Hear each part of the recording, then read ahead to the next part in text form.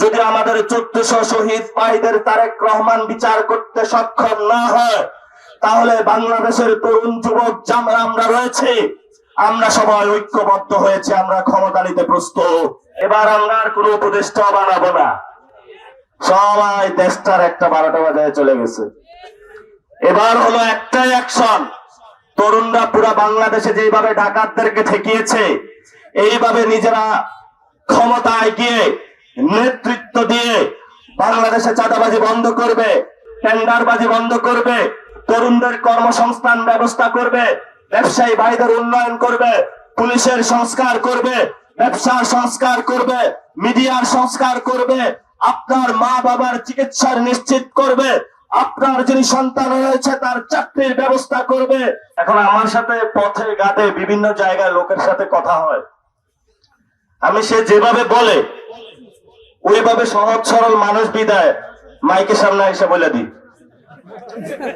এতে হলো অনেকে ক্ষিপ্ত হয়ে যায়।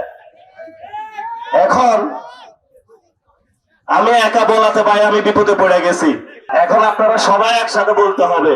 কোন দল সমর্থন দিছে এটা দরকার নাই, দলের চেয়ে জনগণের সমর্থনের উপরে এই পৃথিবীতে আর কোনো কিছু নাই। এখন হলো আমাদের জনগণের দিকে তাকাইতে হবে।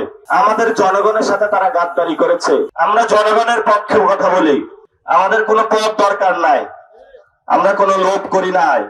অনেকেই আবু সাইদকে ভুলে যাইতে পারেন, আবু সাইদের সেই রক্ত মাখা শার্ট ভুলে যাইতে পারেন, আমরা ভাই বলতে পারবো না যতদিন বাংলাদেশে জীবিত আছে।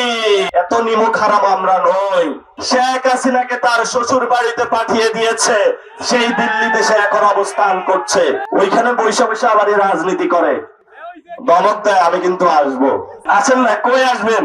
বাংলাদেশের যে কোনো ইঞ্চিতে শেখ হাসিনা নামবে তার সাথে সাথেই ফাঁসি বাস্তবায়ন করবে বাংলাদেশের জনগণ। এই ক্ষেত্রে আমার জামাত বিএনপি এনসিপি ঐক্যবদ্ধ।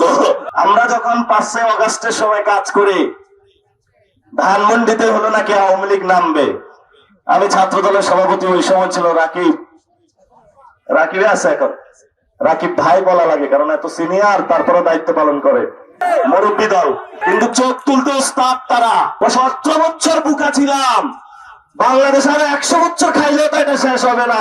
তোমার জন্য লালত, তুমি মানুষের সেই জনগণের যে টাকা সেটা মেরে দিয়েছ, তুমি বাংলাদেশে কোনো নাগরিক হইতে পারো না। এত এই ধরনের মানুষ রাজনীতি করে, এখন নিজেরা রাজনীতি করতে লজ্জা পায়। কাদের সাথে রাজনীতি করি? কথার ঠিক নাই, বার্তার ঠিক নাই, রাতে করে মাদকের ব্যবসা, দিনে করে চাঁদাবাজি। আমি এই জন্য কোন আর টক শোতে যাইতে চাই না। ডানে ঘুরে দেখে একটা, বামে ঘুরে দেখে আরেকটা।